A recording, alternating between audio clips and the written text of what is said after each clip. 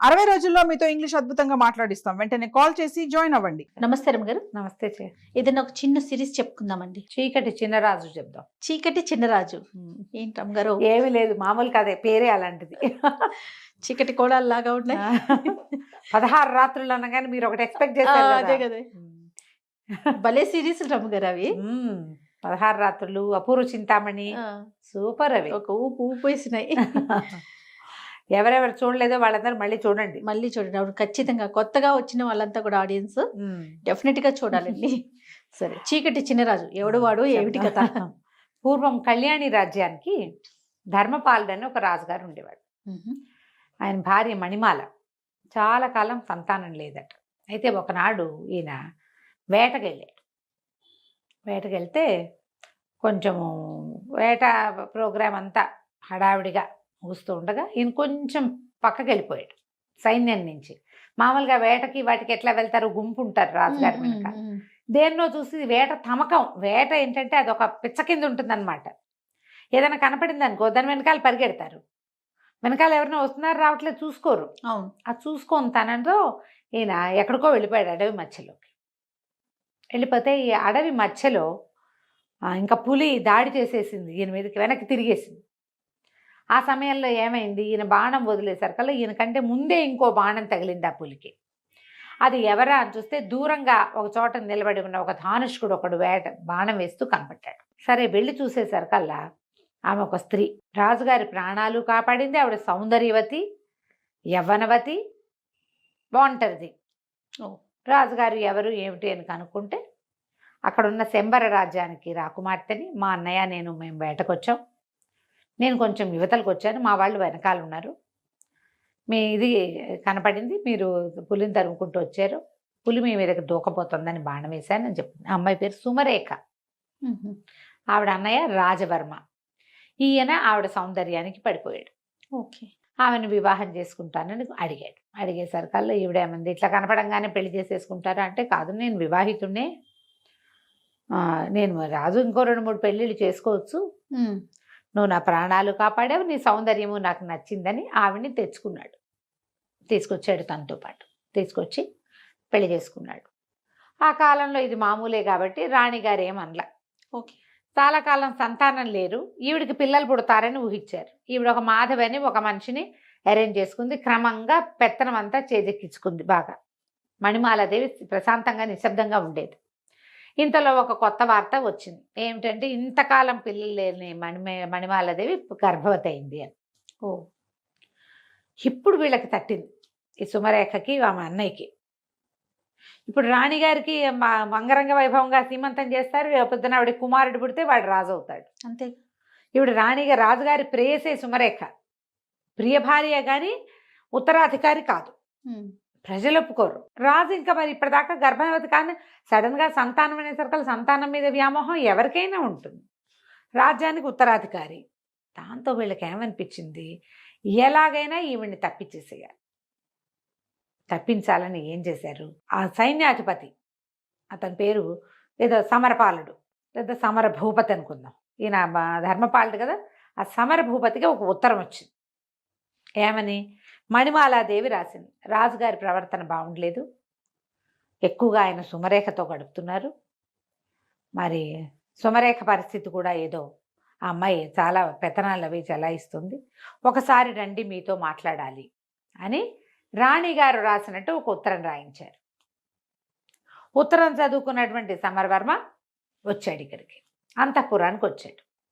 ఈ ఉత్తరం పంపించే రోజుల్లోనే ఈవిడ రాజుగారికి చెప్పింది, ఏమిటో ఆవిడ గర్భవతి అని అదని, ఇన్నాళ్ళు కలగని సంతానం ఇవాళ ఎలా కలిగింది, మీరేమో ఎక్కువగా ఇక్కడ స్పెండ్ చేస్తున్నారు, అప్పుడప్పుడునే వెళ్తున్నారు ఆవిడ దగ్గరికి.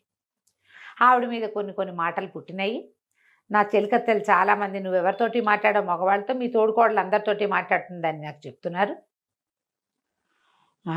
సైన్యాధికారితోటి ఈవిడికి సంబంధం ఉందని రాజుకి హింట్ ఇచ్చింది. నేను నిరూపిస్తా, వీళ్ళిద్దరూ కలిసి ఉన్నప్పుడు నీకు నిరూపిస్తానని చెప్పింది. రాజు కొంచెం కాస్త ఆలోచిస్తున్నాడు, అవునా కాదా, ఇంతకాలం నుంచి కలుసున్నా, ఆవిడ చిన్నప్పుడే పెళ్ళయింది, ఆవిడ ఎప్పుడు అలాంటిది కాదు, ఇట్లా ఎందుకు వచ్చింది, ఈయనకి ఏమనిపిస్తుంది, నేను సుమరేఖతో ఎక్కువ గడుపుతున్నా, అందుకని ఈవిడేమైనా కొత్త వేషం వేస్తుందేమో అనిపించింది. ఈ ఉత్తరం చూసుకున్నటువంటి సమరవర్మ గారు వచ్చాడు. వచ్చి వాకిట్లో నుంచుని లోపలికి అంతఃపురంలోకి ప్రవేశించాడు. సైన్యాధిపతి వచ్చాడు అనగానే మరి సహజంగా ఆయన ఎందుకు వచ్చాడో అని ఆవిడ లేచి వచ్చింది. వీళ్ళిద్దరూ ఓ గదిలోకి చేరేసరికల్లా రాజుగారు వచ్చేసారు. ఎవరెవరా ఇంత పని చేస్తావా, వీడిని బంధించండి అన్నారు. సైన్యాధిపతిని బంధించేశారు. రాణి గారిని చెడదిట్టాడు. ఆవిడ తెల్లపోయింది. ఇప్పుడే ఉత్తరం వచ్చింది, ఇప్పుడే అతను వచ్చాడు, ఉత్తరం కాదు ఇప్పుడే అతను వచ్చాడు, అతను ఎందుకు వచ్చాడో కూడా నాకు తెలీదు, ఇప్పటిదాకా ఏనాడు అతను వచ్చినవాడు కాదు, నువ్వు లేనప్పుడు నేను ఆయన కలవలేదు అని ఎంత చెప్పినా ఆయన వినిపించుకోలేదు. అతను ఉత్తరం చూపించడానికేమో ఉత్తరం లాగేసుకున్నారు అతని దగ్గర నుంచి. ఓకే. నేను ఉత్తరం చూసి వచ్చి వచ్చాను అని చెప్పినా కూడా రాణిగారిని అడిగితే నేనేం ఉత్తరం రాయలేదంటుంది. అతనేమో ఉత్తరం చూసి వచ్చానంటాడు. దాంతో అతన్ని బంధించారు, ఊరేశారు ఒక్క రోజులో. అయ్యో. సైన్యాధిపతి తిరగబడతాడు ఇక్కడ, అతన్ని తప్పించేశారు. మహామంత్రి కులశేఖరుడు ఆయన ఏమన్నాడు, మహాపతివ్రత మణిమాలాదేవి ఆవిడ చాలా ఉత్తమురాలు, ఇప్పుడు అతనికి శిక్ష విధించినట్టుగా ఈవిడికి విధిస్తే ఎట్లా, పైగా గర్భవతి, స్త్రీలను శిక్షించకూడదు మనం అంటే. ఈయన ఏమన్నాడంటే, ఒక సుమంత్రుడని ఒక వీడిని పిలిచి సైనికాధికారిని, ఈవిడిని అడవులు దింపేసిరా, బతికితే బతుకుతుంది, పోతే పోతుంది అని. నేను పతివ్రతనని ఆవిడ పదే పదే చెప్పింది. పతివ్రత అయితే బతుకుంటావు, లేకపోతే పోతావన్నాడు రాజు. ఈ సుమంత్రుడి దగ్గర గుర్రం ఎక్కించి పంపించేశారు. ఏం చేస్తుంది, గుర్రబండి ఎక్కించేశారు. వెళ్ళిపోతే ఏ అడవి మధ్యలోకి తీసుకెళ్ళి, కథ కూడా ఈ అడవి మధ్యలోకి వెళ్ళటం అనేది మొదలు పెడతారనమాట. నేను తర్వాత కథ అంతా ముందు చెప్తున్నా. అడవి మధ్యలోకి వెళ్ళి ఇక్కడ ఎక్కడో చోట వదిలిపెట్టమన్నారమ్మా, ఇక్కడ దింపుతానంటే ఆవిడ బతిమలాడుతుంది, ఆయన నీ పుణ్యం ఉంటుంది, నీకు నేను తెలుసు, సైన్యాధిపతి తెలుసు, ఇట్లా ఎందుకు జరిగింది అనేది నాకు అర్థమే కావటాన్ని నా ఊహకు అందటం లేదు, ఇక్కడ నన్ను దింపద్దు, ఈ నట్టడవిలో, ఈ అడవి చివర మా గురువుగారి ఆశ్రమం ఉంది, అక్కడ వదిలిపెట్టు అని చెప్పేసరికి ఇతను ఏం చేస్తాడు మరి, ఏం చేయాలి, గర్భవతి రాణిగారు, రాజుగారు ఆజ్ఞ ఉంటే మాత్రం సరే. ఇతను ఏం చేశాడు, అడవి మధ్యలో వదిలిపెట్టమన్న మాటని మింగేసి అడవి చివరి దాకా తీసుకెళ్ళాడు. అక్కడ ఒక ఋష్యాశ్రమం ఉంది. పోనీలే. సరే, ఆ ఋష్యాశ్రమం వెళ్ళి తలుపు కొట్టేసరికల్లా ఆ తలుపు తీసి ఆయన నిర్ఘంటపోయాడు. ఇదేమిటమ్మా మణిమాలాదేవి, నువ్వు వచ్చావు ఏమిటంటే, ఆవిడ పరమ దుఃఖంతో, నేను వెళ్ళగొట్టబడ్డాను, నా చరిత్రకే కళంకం వచ్చింది, గర్భవతిని, అక్కడ ఇంకా సంతానం కలుగుతుందో లేదో తెలీదు, రాజ్యానికి ఉత్తరాధికారి శిశువు, నాకు ఏం చేయాలో తెలియక మీ దగ్గరకు వచ్చానని చెప్తాను. ఈ సుమంత్రుడికి నేను చెప్తాను, ఈమెను ఇక్కడ వదిలిపెట్టి వెళ్ళిపో అని చెప్పి బండిని వెనక్కి పంపిస్తారు. ఈవిడ పరమ దుఃఖంతో రాజుగా ఆయనకి చెప్తున్నాడు. ఆయన పారాయణ స్వామి ఆయన పేరు. ఆయన ఈ మణిమాలాదేవి తాలూకు పుట్టింటి ఆస్థాన గురువుగా ఉండేవారు. ఓహో. ఆయన ఇక్కడ ఉన్నాడని ఈవిడికి తెలుసు. ఇంకా ఆయన ఏం చేస్తాడు, సరే ఈవిని తన దగ్గర అట్టి పెట్టుకుంటాడు. చూద్దాం, మన అవకాశం కోసం చూద్దాము.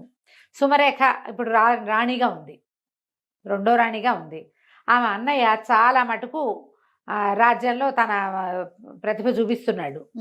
ముందు నాటికి ఎట్లా ఉంటుందో, రాజ్యం వాళ్ళ చేతుల్లోకి వెళ్ళిపోతుందా, ఏమవుతుంది, ఆమెకు సంతానం కలిగితే జ్యేష్ఠుడిని వదిలిపెట్టి రెండో భార్య సంతానానికి అవకాశం ఇస్తారా, అదేమిటో తెలియదు. ముందు ఇన్నేళ్ల తర్వాత వచ్చిన గర్భం ఈ శిశువుని రక్షించుకోవాలి, ఇక్కడే ఉండిపోతుంది. ఉన్నాక కొంతకాలానికి ఆవిడికి కుమారుడు కలిగాడు, చక్కటి పిల్లవాడు పుట్టాడు. సరే, సంతానం ఒక సంతానం అయితే గ్యారంటీగా వీడే రాజు, అంతే. వినయపాలుడు అని పేరు పెట్టి పిల్లవాడిని పెంచారు. ఆ 18-19 ఏళ్ళు వచ్చేదాకా ఎన్నో రకాల యుద్ధ విద్యలు నేర్పించారు. ఈ పారాయణ స్వామిని చూడడానికి అన్ని రాజ్యాల నుంచి చాలామంది ఆయన శిష్యులు వచ్చేవాళ్ళు. వచ్చిన శిష్యుడు వచ్చినట్టు సంవత్సరాల తరబడి ఇక్కడ ఉండి ఈ అడవిలో ఈ పిల్లవాడికి రాజోచితమైన విద్యలు నేర్పించేవాళ్ళు. ఎన్నో రాజోచిత విద్యలు నేర్చుకున్నాడు. నేర్చుకుని 18 నుండి 19వ ఏడు వచ్చాక, అంటే మన ప్రకారం మైనారిటీ వెళ్ళిపోయాక, అక్కడ కూడా రాజ్యంలో 19వ ఏట ప్రజల్లోకి పంపటము, 20వ ఏట రాజును చేయటము వాళ్ళ పద్ధతి. 18 నిండాక ఊళ్ళల్లో తిరగడానికి పంపించేవాళ్ళు రాజకుమారులని. వాళ్ళు అన్ని ఊళ్ళు తిరిగి దేశంలో ఎలాంటి పరిస్థితులు ఉన్నాయి, ప్రజలు ఎలా ఉన్నారు ఏమిటి, మన తర్వాత మన రాజ్యం తాలూకు సరిహద్దులు ఏమిటి, అలా సరిహద్దుల దాకా వెళ్ళి చూడడం ఆ కాలపు ఆచారం. ఆచారం ప్రకారం ఈ కుర్రవాడికి విషయం అంతా చెప్పారు. ఇది మన పరిస్థితి అని చెప్పి, నువ్వు వెళ్ళి నీ రాజ్యాన్ని వశం చేసుకునే పూచి నీది, ఏం చేయాలి ఎలా చేయాలో మేము చెప్తాం, అడవి చివరి నుంచి అడవి మొదట్లోకి మేము షిఫ్ట్ అయిపోతాం, నీకు అవసరమైతే ఏదైనా సహాయాన్ని మా సలహాన్ని నేను అందిస్తానని చెప్పి చెప్పాడు పారాయణ స్వామి. చెప్పాక ఈ కుర్రవాడు మన వినయ్ పాలుడు ఏం చేశాడు, కొంత ధనాన్ని మూటగట్టుకుని ఈవిడ వచ్చేటప్పుడు కొంత బంగారం తెచ్చుకుంది, ధనం తెచ్చుకుంది. తర్వాత అక్కడి నుంచి ఇక్కడి నుంచి వచ్చేటువంటి శిష్యులు కొంత డబ్బు చేర్చారు ఇక్కడికి. ఆ డబ్బు మూటగట్టి ఆ అబ్బాయికి ఇచ్చి పంపించారు. అతనికి ఒక గుర్రాన్ని అరేంజ్ చేశారు. గుర్రం వేసుకుని ఈ అడవంతా దాటి, తర్వాత కాలంలో అమ్మ, తండ్రి, తల్లి, పారాయణ స్వామి కూడా అడవి దాటి ఇటు చివరికి వస్తారు ఊరు వైపుకి. కానీ ప్రస్తుతం ఇతను వెళ్ళాడనమాట. వెళ్ళి కళ్యాణి రాజ్యంలోకి ప్రవేశించాడు. ఈ కళ్యాణి రాజ్యంలో ఎలాంటి పరిస్థితులు ఉన్నాయంటే, రాజుగారిని చంపేశారేమోనన్న అనుమానం ఉంది. ప్రస్తుతం రాజుగారు రాజవరమే ఉన్నాడు. సుమరేఖకి సంతానం కలగల. ఈ 18 ఏళ్లలో సంతానం కలగలేదు. రాజ్యం ఆవిడది. రాజుగారు తమ మాట వింటలేదని ఆయన్ని ఖైదు చేసి హౌస్ అరెస్ట్ చేశారని, అంతఃపురం లోపల భాగాల్లో ఎక్కడో ఆయన్ని బంధించారని చెప్తారు. కానీ ఆయన అయితే ఎవరికీ కనపట్టల్లా. చంపేశారన్న మాట కూడా ఉంది. ఓకే, చంపేశారో బతికుంచి ఉంచారో అది ఇంకా తెలియదు. అది కూడా ఈ అబ్బాయి కనుక్కోవాలి. సరే, ఇతను ఏం చేశాడు, వెళ్ళి ఒక పేదరాశి పెద్దమ్మ ఇంట్లో చేరాడు. ఆవిడకి ఏం చెప్పాడంటే, ఆవిడ బాగా పాత రోజుల్లో బాగానే ఉండేది. ఇప్పుడు ఆవిడ దగ్గర ఏం లేదు. బయట నుంచి వచ్చే జనాలు కూడా ఎవరు లేరు.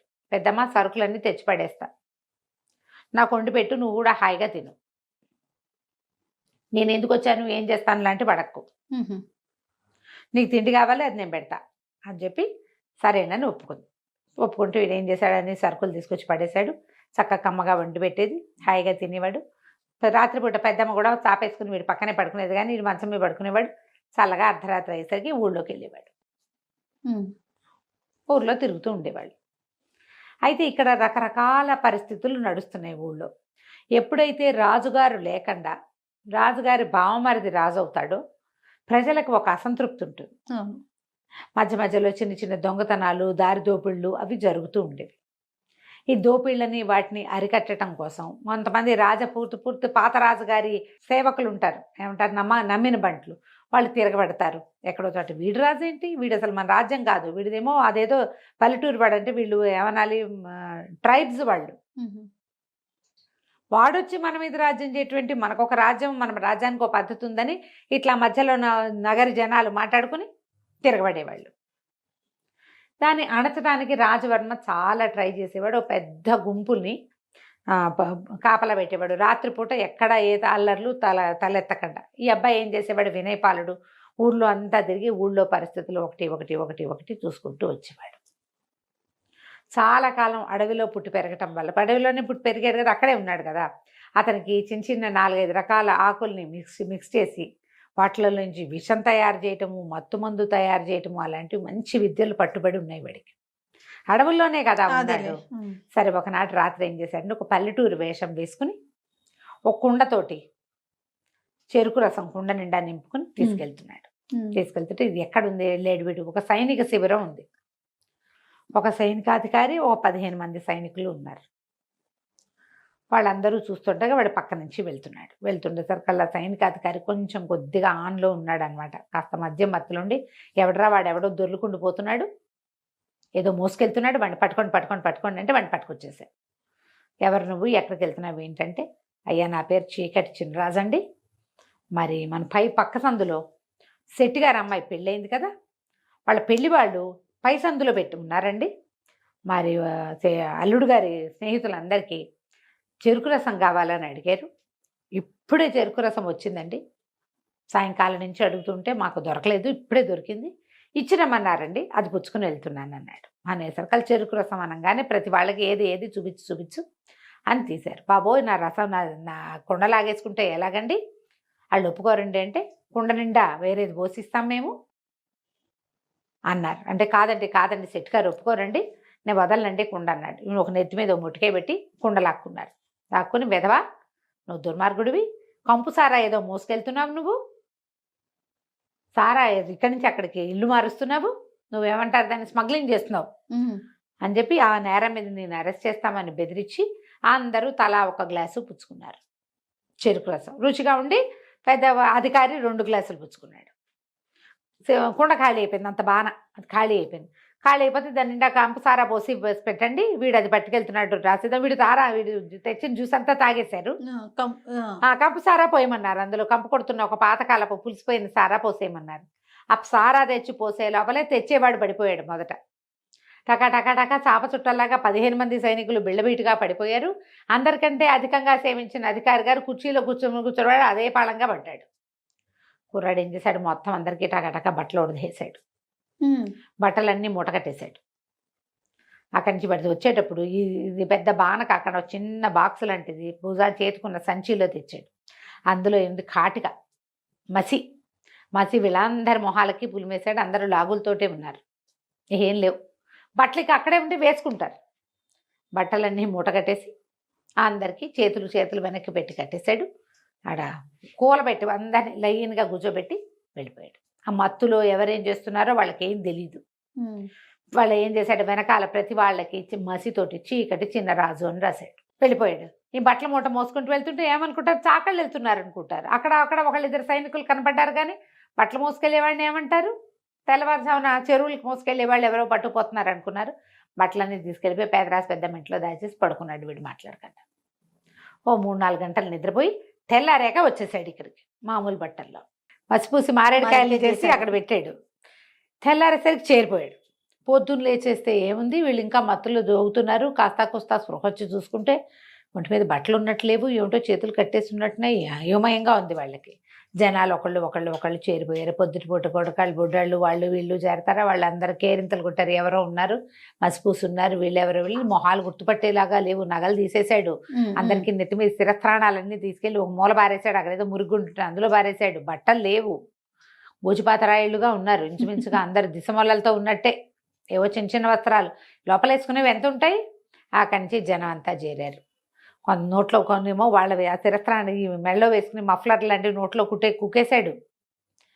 మూలేదా ఆలేదు, నోటి నుంచి మాటలు రావట్లేదు. వాళ్ళకేదో తెలుస్తోంది కానీ తెలియటం లేదు. అక్కడి నుంచి జనం అంతా చేరారు. గందరగోళం. సైనిక శిబిరం ఇది. వాళ్ళేనో కాదో తెలీదు, దగ్గరికి వెళ్తే ఏమవుతుందో తెలీదు. జనాలంతా చేరారు. ఈ లోపల ఒకళ్ళు ఇద్దరు తొందరపడి కాస్త ముందుకెళ్తుంటే ఇక్కడ నుంచున్నాడు కాబట్టి ఓబాయ్ ఇంకా నయం అందులోకి వెళ్ళావంటే నువ్వు ఏమవుతుంది, దీన్ని ట్యాంపర్ చేసినట్టు అవుతుంది సాక్ష్యాలని. అదొకటి. వీళ్ళు నీ మీద పడతంతారేమో తెలీదు, అసలు వాళ్ళు ఎవరో తెలీదు. రాజభట్లు వచ్చేదాకా వీళ్ళని ముట్టుకోకూడదు. ఇక్కడి నుంచి ఖబర్ అందించాలా. లేనిపోంది వాళ్ళ జోలికి వెళ్ళామంటే నీ నెత్తి మీదకి వస్తుంది, నిన్ను ఉరికంబానికి ఎక్కిస్తారు, నువ్వే చేసావంటారు అనేసరికి ఆ ముందుకెళ్ళిన ఉత్సాహవంతుడు కూడా వెనక్కి వచ్చేసాడు. జనం అంతా చేరిపోయారు. ఈ లోపల రాజస్థానానికి కబురు వెళ్ళింది, ఇక్కడ సైనిక శిబిరంలో కొంతమంది కట్టేసి ఉన్నారని, వాళ్ళ మొహాలు నిండా మసిందని, ఒంటి మీద గుడ్డలు లేవని, సైనికులు లేరని, వీళ్ళే సైనికులేమోనని అనుమానంగా ఉందని. ఈ మొత్తం మీద ఏం చేశారు, సరే ఇంకొంతమంది వచ్చి ఆ నోట్లోంచి గుడ్డలు లాగితే వీళ్ళే మేబేరమన్నారు. వీళ్ళని ఎట్లా తీసుకెళ్లాలో తెలియలే. సరే ఆయన అన్నాడు, ఎలా ఉన్న వాళ్ళని అలా తీసుకొచ్చేసేయండి అన్నాడు. ఇక చేతులు కాళ్ళు కట్టేస్తున్న జనం అందరినీ సభలోకి ప్రవేశపెట్టారు. పెడితే ఏముంది, గోచిపాతరాయిళ్ళు, మొహాల నిండా ఒంటి నిండా మసి, వీపుల మీదేమో చీకటి చిన్నరాజు రాస్తుంది అని రాసేసి ఉంది. ఇక దాంతో నేను అన్నాడు, ఎవరో చేశారు ఇది కావాలని. ఏం తాగారు అనేది వీళ్ళు చెప్పలేకపోయారు. వీళ్ళు ఏం చేశారు, ఎవడో ఒకడు ఏదో తెచ్చాడు, అవి తాగామని చెప్పల. వాడెవడో ఒక పల్లెటూరు వాడు వచ్చాడని, తమ మొహాల మీద ఏదో విసిరాడని, దానివల్ల తమ స్పృహ తప్పి పడిపోయామని వాడు ఇది చేశాడని చెప్పారు. వాడు చెరుకు రసం తెచ్చాడు, మేము తాగాము, వాడిని మ్యాన్పులేట్ చేద్దాం అనుకున్నాం, వాడు మమ్మల్ని మ్యాన్పులేట్ చేశాడు. అలా నిజాలు ఎవరు చెప్తారు? అదే కదా. ఎవడో ఒక పల్లెటూరి వాడు అన్నది మాత్రం జనంలోకి వెళ్ళింది. పల్లెటూరు వేషంలో ఉన్నాడు వాడు. అక్కడి నుంచి ఈయన అన్నాడు, సరే కాపలా పెంచండి, పల్లెటూరు వేషాల్లో పై ఊళ్ళ నుంచి వచ్చిన వాడు ఎవరైనా ఉన్నారేమో కనుక్కోండి, ఏ సత్రాల్లో మనుషులు ఎవరు దిగారో చూడండి అన్నారు. ఆ ఆజ్ఞలు వెళ్ళిపోయినాయి బయటికి. వీళ్ళనేమో నిలబెట్టారు. కాళ్ళు చేతులన్నీ కట్లన్నీ ఊడదీసేసరికి వీళ్ళని ఏం చేద్దామండి అంటే, వీళ్ళెందుకు బెతవలు, వాడు ఎవడికో దొరికిపోయారు, చంపేయండి వీళ్ళని అన్నాడు. అనేసరికి ఆశ్చర్యపోయారు అధికారులంతా. ఏమిటి, ఒక 15 మంది మత్తుకి లొంగి దొరికిపోతే వాళ్ళని చంపేస్తారా? మహా అయితే సస్పెండ్ చేస్తారు, అంతేనా? అసలు జరిగింది ఏమిటి అనేది చెప్పవలసింది వాళ్ళు. వాళ్ళు చెప్పింది నువ్వు నమ్మేవో నమ్మలేదో. వాళ్ళు ఉంటే వాడిని ఎవరినో గుర్తుపడతారు కనీసం. అది కూడా చేయకుండా ఇంతమందిని, ఒక అధికారిని 15 మంది భటుల్ని చంపేయటం అంటే ఉరిదీసేయండి అందరినీ అన్నాడు. మొత్తం రాజస్థాన్లో ఉన్న వాళ్ళందరికీ కష్టం వచ్చింది. ఒట్టి పుణ్యానికి వాడేం చేయలా, వాడెవడో చేసేది ఒట్టిగా కట్టేసి వెళ్ళాడు. వీడికి రాజరికం తెలుసా? వీడికి రాజులు ఇట్లాంటి శిక్షలు వేస్తారు. ఈ 15 మందికి ఒక్కొక్కడికి ఒక్కో పటాలాన్ని ఇచ్చి ఊరంతా వెతకండి మీరు గుర్తుపడతారు కదా అనాలి. అది కూడా అంటల్లవాడు. మా పరువు తీశారు కాబట్టి వీళ్ళని చంపేయాలంటాడు. పరువు తీసి వాడెవడికో దొరికారు. మొత్తం ఆస్థానం అంతా ఎదురు తిరిగిపోయింది రాజవర్మకి. అందరికీ మంట వచ్చింది. కానీ ఏమైతే వీడు ఏం చేస్తాడు. అవును. అక్కడి నుంచి అంతఃపురానికి వెళ్ళాడు. వెళ్ళేసరికల్లా చెల్లెలకి చెప్పాడు, ఎవడో చీకటి చినరాజు అని ఒకడు తయారయ్యాడు కొత్తగా విప్లవకారుడు, సైనికులందరికీ మసిపూసి చేశాడంటే ఈవిడేమంది, నువ్వేమిటి ఊళ్ళో తిరుగుతావు, నువ్వు రాజుగారికి ఎవరు ఫర్గా ఉన్నారు, నీకెవరు ఫర్ అవుతున్నారో చూసుకోవా, నేను అంతఃపురంలో ఉండేదాన్ని, ఇంకా బాగా చూసుకోవాలి. వీరవర్మ అని ఒకడు ఉండేవాడు, రాజుకి కుడిభుజంగా ఉండేవాడు, మన మహారాణిని వెడలంపేశాక కూడా రాజుగారి చుట్టూ తిరిగేవాడు. అతనికి మనం ఈయన్ని అంతఃపురంలో బంధించేశామని చాలా మంటగా ఉంది. వాడెవరినైనా చేశాడేమో, ఇట్లా ఏర్పాటు చేశాడేమో, ఎవరైనా అతనే చేశాడేమో ఈ పని, ముందు అతన్ని బంధించు, అతన్ని చెరసాల్లో వేయి. భయపడతారు జనం. ఇప్పుడు అతన్ని దీంట్లో అంటే అతను తర్ఫీదు చేసి ఎవరినైనా ఈ పని చేయిస్తుంటే పెద్దవాడిని బంధించామనుకో, చిన్నవాళ్ళు ఏం చేస్తారు, సైలెంట్గా ఉండిపోతారు. అవును. అనేసరికల్లా వీరవర్మని బంధించారు. జనాలంతా ఆశ్చర్యపోయారు, ఎందుకు బంధించారు. ఈ వీరవర్మ అరెస్ట్ కూడా ఏం రహస్యంగా జరగల, ఓపెన్ గానే జరిగింది. ఊళ్ళో తిరుగుతున్న వినయపాలుడికి వీరవర్మని బంధించారని తెలిసిపోయింది. తెలియంగానే ఇతను ఏం చేశాడు, అక్కడికి ఒక పావురాయి టపా మీద పారాయణ స్వామివారికి కబురు పంపించాడు, వీరవర్మని బంధించారు, ఏం చేయను అని. చెరసాల్లోకి రెండో పక్క నుంచి ప్రవేశించచ్చు, వీరవర్మని విడిపించు, వీరవర్మ మనవాడు అని కాగితం వచ్చింది. ఇతను ఏం చేశాడు, చెరసాల బయట నుంచి చూడడానికి అది చాలా పెద్దది, దానికి వెనకాల భాగంలో ఒక నది ఉంది. ఆ నది నిండా మొసళ్ళు ఉన్నాయి. ఆ మొసళ్ళు ఏంటంటే కొంత సమయం ఇట్లా పైకి వచ్చి విశ్రాంతి తీసుకుంటాయి. ఆ విశ్రాంతి తీసుకునే సమయంలో వెళ్ళగలిగితే ఒక రకం. ఎట్లా వెళ్ళాలి, ఏం చేశాడు, మాంసం కొనుక్కున్నాడు. బోల్డనే మాంసం ముద్దలు ఒక సంచిలో వేసుకుని సాయంకాలం దాకా ఆగి చీకటి పడేదాకా రాత్రి వేళ ఇక నది దాటడానికి ప్రయత్నం మొదలుపెట్టాడు. మాంసం ఉంది, ఒకవేళ మొసళ్ళు వస్తే ఒక మాంసం ముక్కేసి తప్పించుకోవచ్చు. అడి తిరిగి మొత్తానికి చెరసాల వెనక భాగంలో చేరాడు. వెనక భాగంలో చేరితే అక్కడ ఏం చేశాడు, తన దగ్గర ఒక చిన్న సాధనం ఉంది. రాత్రి ఇదంతా ఈదుకుని వెళ్ళేసరికి అలసిపోయాడు. బాగా రాత్రి అయ్యేసరికి పడుకుని నిద్రపోయాడు.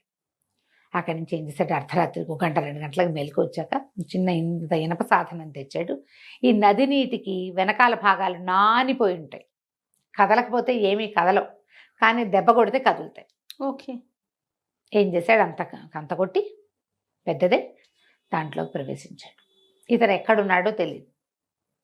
వెళ్ళి చూస్తే ఎవరి దారిని వాళ్ళు నిద్రపోతున్నారు. దానికి చెరసాల మీద అతను కనుక్కున్నది ఏంటంటే, లోపల నుంచి బయటకు వచ్చే మార్గాలు లేవు కాబట్టి లోపల పెద్ద కాపలా ఉండదు, అక్కడోడు ఉంటారు. లోపల నుంచి బయటికి రావడానికి ఒకే ఒక పెద్ద దారి ఉంది, పెద్ద దారిలో 100 మంది ఉంటారు. రెండో దారి ఈ నది. నదిలోకి ఎవడెళ్తాడు, చాలా ఎత్తు, దాని నిండా నీళ్లు, దాని నిండా మొసళ్ళు, కాబట్టి ఎవడు ఆ వైపు ప్రయత్నం చేయడు. ఎట్లా తప్పించుకోవాలి అనేదంతా చూసి ఏం చేస్తాడు, లోపలికి వెళ్ళిన తర్వాత ఒక ఖైదీ ఎవరో ఒక అతను ఇట్లా బయట చెప్తాలాగా ఉంటే అక్కడ పడుకుని ఉంటాడు. ఆయన పక్కన చేరాడు. అన్న వీరవర్మని బంధించారంటగా, ఏం చేస్తారంటే, ఏముంది చేస్తారా, పట్టుతాడేసి ఊరేస్తారు రేపొద్దున అంతే. మరి ఊరేసి ఎటానా, మరి ఒకళ్ళని ఊరేసుకుంటూ అంతేరా, అయితే పారిపోవడానికి దారి ఉందా అన్న అంటాడు. ఎందుకు లేదురా దారి, బ్రహ్మాండంగా ఉంది, బయటకు వెళ్తే చంపేస్తారు, దాని వల్ల లోపల చచ్చిపోవడం బెటరు అనేసరికల్లా, కాదన్నా పొద్దున్న రాళ్ళు కొడుతుంటే ఒకటి చెప్పాడు నాకు, నది వైపు నుంచి పారిపోవచ్చంటన్నా, దానికి ఒక దారి ఉందంట అన్నాడు. అనగానే వాడు అన్నాడు, ఆ రెండో ఖైదీ, ఒరే పారిపోయే వీలుంటే మనం పోదాం రా, వీరవర్మ ఎందుకురా మనకన్నాడు. అటగాదు, వీరవర్మని తీసుకెళ్తే వీరవర్మ కోసం వెతుకుంటారు, వీరవర్మ పెద్దవాడు, మనం చిన్నవాళ్ళం కదా, మన్నెవరు పట్టుకుంటారు, ముందు వీరవర్మ ఎక్కడున్నాడో చెప్పు అని అడిగాడు. ఎందుకు చెప్పను, నాకు తెలుసు, నేను పొద్దునే చూసా, పద వెళ్దామని ఆ వీరవర్మ దగ్గరికి తీసుకుపోయాడు. ఆ లోపల ఉన్న ఎవరు 2 సెంట్రీలు ఉన్నారు అంతే, వాళ్ళని చూసి ఓ పక్క నుంచి చెరుకో దెబ్బ కొట్టి వాళ్ళని లాగేశాడు. ఆ వీరవర్మ ఉన్న దాని దగ్గరికి వెళ్ళారు. దానికి ఏం పెద్ద తాళం లేదు, పాడు లేదు, ఇట్లా తోసి పెట్టారు. అతను ఒక 50 ఏళ్ల వాడు. అక్కడికి వెళ్ళి, నేను తప్పించడానికి వచ్చాము అనేసరికల్లా, మీరెవరు, నేను ఎందుకు బయటకు తీసుకెళ్ళి నన్ను చంపేస్తారన్నాడు. చంపేమో, మేము పారిపోవటానికే వచ్చామని చెప్పి తీసుకొస్తారు. బయటికి తీసుకొచ్చి 3 కలిసి ఆ దారి గుండా వెళ్ళిపోతారు. బయటికి. అప్పుడు వీరవర్మని అడుగుతాడు, నదిలో మొసళ్ళు ఉన్నాయన్నారు, నాకు ఒక్క మొసలు కూడా కనపడలేదు, వీటికి ఈ నదికి ఇంకో దారి ఉందా? ఆయన పక్కపక్క నవ్వే, లేదు, నదిలో అసలు ఒక్క మొసలు కూడా లేదు. సైనికులే ఒకళ్ళిద్దరిని చంపేసి మొసళ్ళు లాక్కుపోయినాయని ఊర్లో ప్రథ పుట్టించారు. మొసళ్ళు లేవని తెలిస్తే ఎవడో ఒకడు ప్రాణాలకు తెగించి వచ్చేస్తాడు. మొసళ్ళు ఉన్నాయంటే రారు కదా, భయపడతారుగా. అందుకని మేమేరు చేసిన ఏర్పాటే, రాజుగారు చేసిన ఏర్పాటే ఇది. మొసళ్ళు ఏమీ లేవంటే ఈదుకుంటూ ముగ్గురు బయటికి వెళ్ళిపోయారు. తెల్లవారుజాముకి వీళ్ళు దాటేటప్పుడు, కంతలోంచి దాటేటప్పుడు ఏం చేశారు, వాళ్ళు మొదట పెట్టిన కంత ఎంత, మన చీకటి చిన్నరాజు రావడానికి వినయపాలుడు వచ్చే కంత, ముగ్గురు వెళ్ళటం కోసం చుట్టూతా అంచులన్నీ పగలగొట్టారు. తెల్లవారుజామునే ఒకడెవడో బాత్రూమ్కి వెళ్ళటం కోసం లేచి, అప్పుడు కొంచెం వెన్నెల బాగా ఉంది, వెలుగు, ఎండాకాలపు దగ్గర రోజులు, తొందరగా వెలుతురు వచ్చేసి ఆ కంత కనపడింది వాడికి. కనపడ్డం ఏమిటి, సెంట్రీల కోసం చూస్తే లోపల ఉన్న సెంట్రీలు చాలా తక్కువ మంది ఉన్నారు సైనికులు. వీడు ఒకళ్ళు అందరినీ లేపొచ్చేసి, అరే ఇటు నుంచి పారిపోవచ్చురా, నదిలో పడిపోతే పోతాం, పోని మొసళ్ళు ఉన్నాయి, ఒకళ్ళనో ఇద్దరినో లాక్కుపోతాయి, మిగిలిన వాళ్ళంతా బతికేస్తాం కదా అని చెప్పేసి మొత్తం లోపల ఉన్న ఖైదీలు అందరూ బయటకు వచ్చేసారు. వీరవర్మే బయటకు వచ్చిన సంగతి తెలీదు, ఖైదీలందరూ పోయారు కదా, అంతా బయటకు వచ్చేసారు. వీళ్ళు ఇదంతా ఈదుకుంటూ అడవి దారి పట్టారు. అతనికి ఈ కుర్రాన్ని చూసినప్పటి నుంచే అనుమానంగా ఉంది, వీడిని ఎక్కడో చూసినట్టుంది పిల్లాన్ని అని. అక్కడికి తీసుకెళ్ళాడు, అడవికి తీసుకెళ్తే అడవి మొదటి విభాగంలోనే పారాయణ స్వామివారు చిన్న కుటీరం నిర్మించుకుని మణిమాలాదేవితో సహా అక్కడే ఉన్నాడు. అందులోకి వెళ్ళేసరికల్లా ఆయన చూసి దండం పెట్టాడు, ఈ కుర్రాడు నన్ను రక్షించాడండి అంటే, కుర్రాడు కాదు నిన్ను రక్షించింది, నిన్ను రక్షించిన కారణం ఇంకొకటి ఉందని అమ్మాయి అని పిలవగానే ఆవిడ లోపల నుంచి వచ్చింది. ఆవిడ చూసేసరికల్లా నిర్ఘాంతపోయాడు, అమ్మ బతికే ఉన్నారా తల్లి, సంతానం కలిగిందా మీకు, ఎట్లా ఉన్నారు ఇంతకాలం అని అడిగితే, నాకు కలిగిన సంతానమే నిన్ను తీసుకొచ్చిందిరా నాయన అని చెప్పి, ఇగో పిల్లవాడు ఈయనే యువరాజు అని చెప్పేసి చాలా సంతోషించాడు. రాజుని బంధించారు. అయితే మనం రాజుని బయటికి తేడా, నేను బతికే ఉన్నాడు, ఆయన చావల, మరణించలేదు, జీవించే ఉన్నాడు. అంతఃపురంలో ఒక ప్రత్యేకమైన ఇది ఉంది, చెరసాల లాంటిది, అందులో ఉన్నాడు. నేను ప్రజల్ని పట్టుకోగలుగుతాను, ప్రజలంతా కూడా రాజే కావాలని కోరుకుంటున్నారు, రాజవర్మ పద్ధతులు మంచివి కాదు, మన సొంత సైనికులకి మనం శిక్షలు వేయకూడదు, ఎప్పుడు శిక్ష ఇంగానే మన మీద వ్యతిరేకత వచ్చేస్తుంది. అతను అట్లాంటివి ఎన్ని చేశాడు, మొత్తం రాజ్యాన్ని చేజెక్కించుకున్నాడు. మనం ముందు రాజుని గనక తప్పిస్తే అప్పుడు ఏ పనైనా చేయొచ్చు. రాజుని తప్పించటం ఎలా, రాజుని తప్పించాలంటే సులువైన మార్గం ఏంటంటే మంత్రి కులశేఖరుణ్ణి పట్టుకోవడం. కులశేఖరుడి మీద కూడా కొంత తేడా వస్తుంది, ఇంకా కొద్ది రోజుల్లో కులశేఖరుని కూడా తప్పిస్తారు. రాజ్యం ఆనుపాను తెలియటం కోసం వీళ్ళని ఉంచాడు. అదంతా మొత్తం రాచరిక పట్టంతా వచ్చిందంటే కులశేఖరుని కూడా తప్పించేస్తారు. కానీ ఈ అంతఃపురంలో ఏ ఏ ప్రాంతాలకి ఎలా వెళ్ళాలి అనేది, ఎట్నుంచి బయటికి రావాలనేది కులశేఖరుడికి తెలుసు అని, నువ్వు కులశేఖరుడి దగ్గరికి వెళ్ళు అని చెప్పి వీరవర్మ వీళ్ళతో పాటు అడవిలో ఉండిపోయాడు. రకరకాల ఉత్తరాలు రాసిచ్చాడు. ఒక్కొక్కళ్ళకి ఉత్తరాలు అందిస్తే వాళ్ళంతా సిద్ధపడతారు రాజవర్మ మీద మనం తిరగబడ్డం కోసం. నేను కొంతమందిని మేనేజ్ చేస్తాను, నువ్వేమో కులశేఖరుని కలుసుకోమన్నారు అనేసరికల్లా ఈ లోపల ఏమైంది, అక్కడ ఎప్పుడైతే ఈ జైలు ఇదైపోయిందో, ఈ విషయం ఎట్లా బయటకు వచ్చింది, రెండో పక్క నుంచి వెళ్ళొచ్చని ఎవడో బయట నుంచి కొట్టాడు.